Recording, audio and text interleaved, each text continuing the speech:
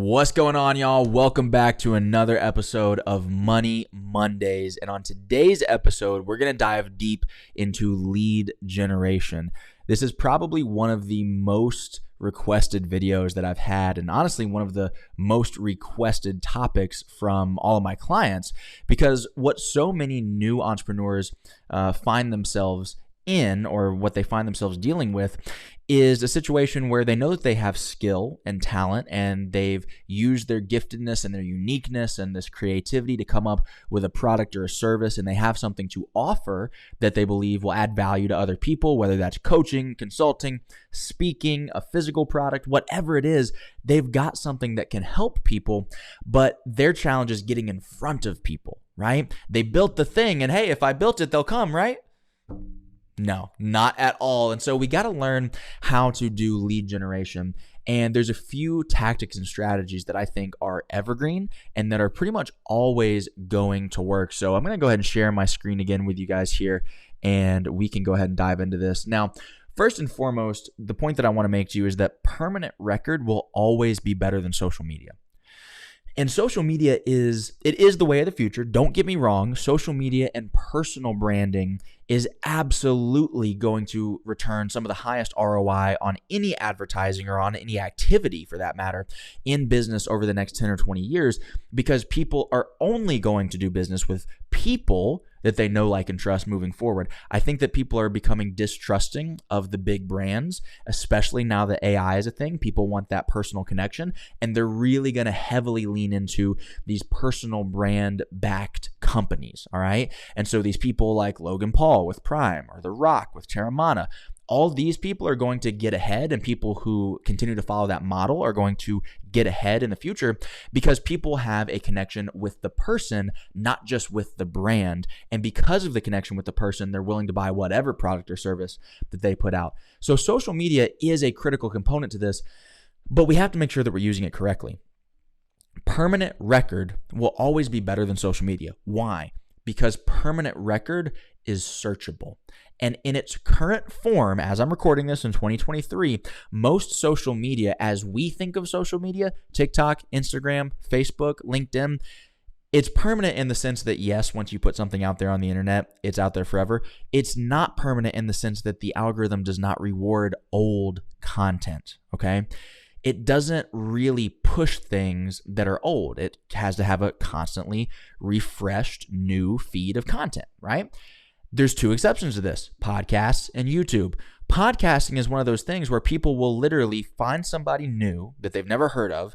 I literally did this with Alex Hormozi. Alex is like, I joke around with some of my coworkers. I call him my favorite human being on the planet because I've listened to every piece of content that man has put out. Every single one. Every podcast episode, even back when he was just talking about gym owners.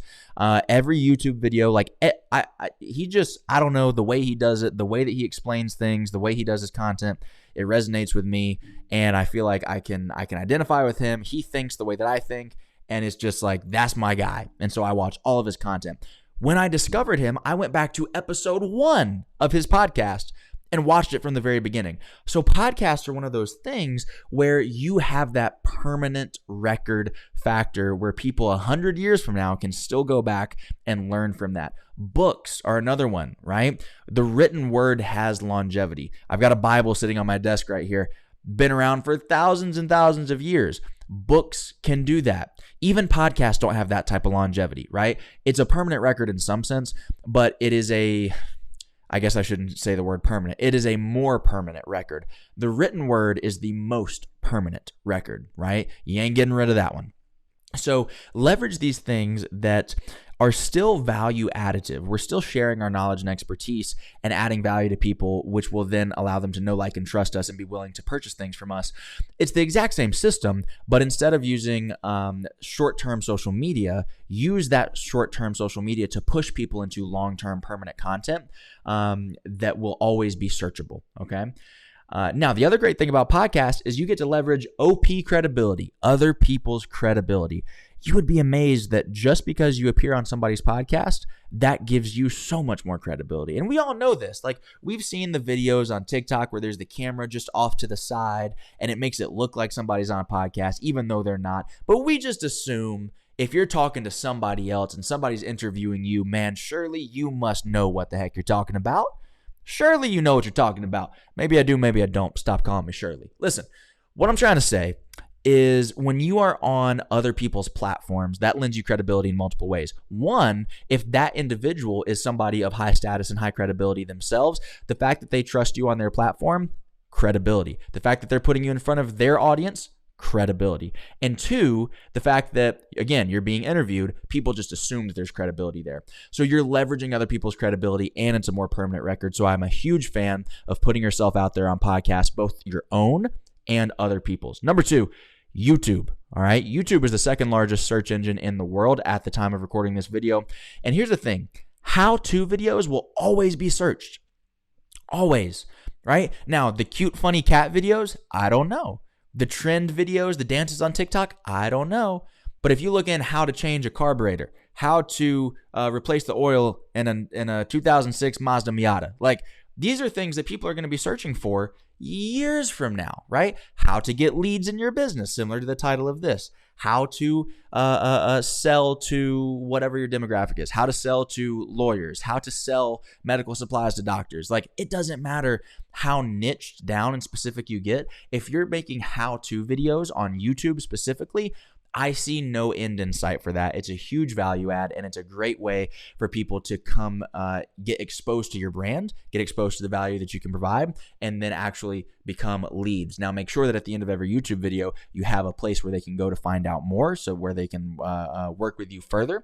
But all in all, those are two great strategies to leverage the permanent record and the searchability of those two platforms, YouTube and podcasting, to do lead generation with your content. Okay, number two.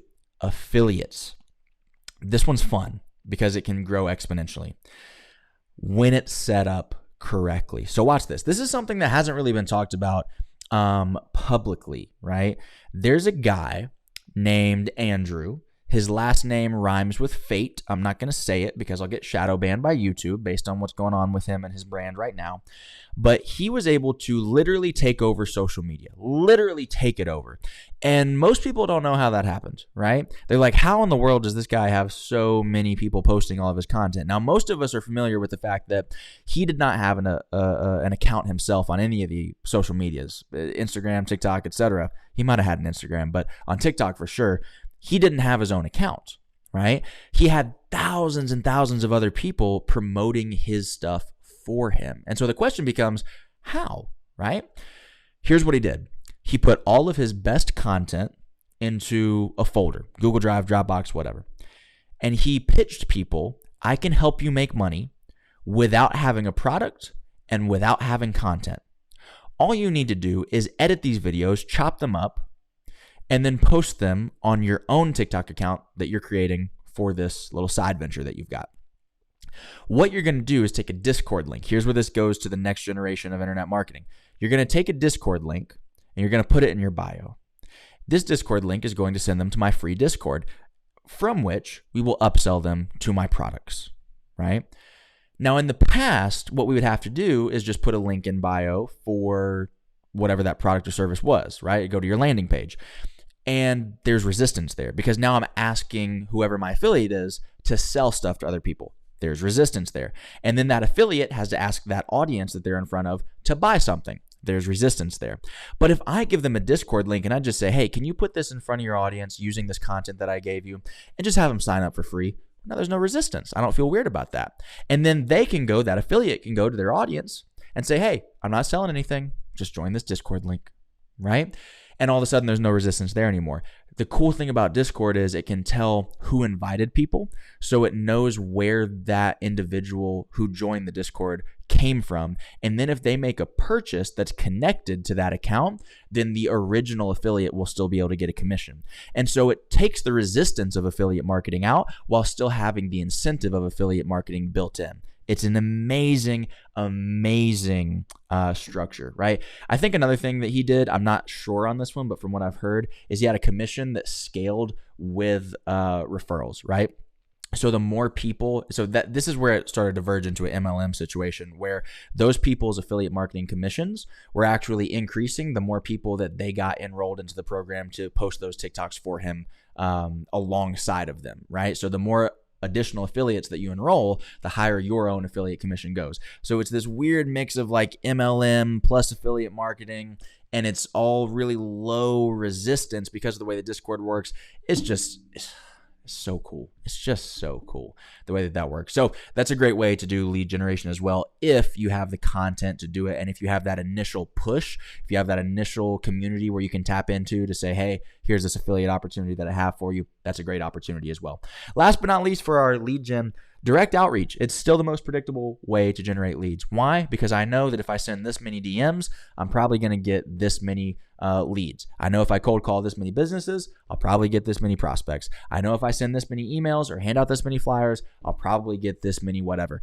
It's so easy to predict because it's very mechanical. It's very simple. I get X amount of marketing materials in front of X amount of people. That results in Y amount of leads and prospects. That's all it is. The old school stuff, I promise you, still works just as good as a lot of this new age stuff. And everybody should have some sort of direct outreach component of their business because it's the easiest to scale and it is the easiest to predict, right? And when I say it's easiest to scale, let me clarify that, because to be clear, social media and the YouTube is obviously the most easy to get in front of the highest amount of people. So it's easiest to scale in that sense of the imagination. But when I say it's the easiest to scale, it's the easiest in terms of I'm going to hire somebody to do exactly this, to read this script. It's easiest to train people on, right? Once you start bringing in editors and other content creators, and now we're really managing a whole brand. But if you hire a VA to say, hey, here's the email, copy and paste it, send it to these people. Here's the DM, copy and paste it, send it to all these people.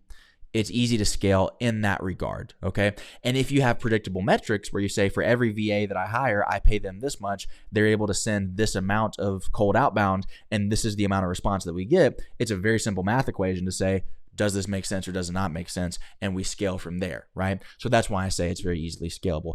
With that being said, y'all, I hope that you enjoyed this video. I hope that this gave you a lot of value. If it did, like, comment, subscribe, and share so that somebody else can get a benefit from this video as well. And until next time, I'll see you on Money Mondays.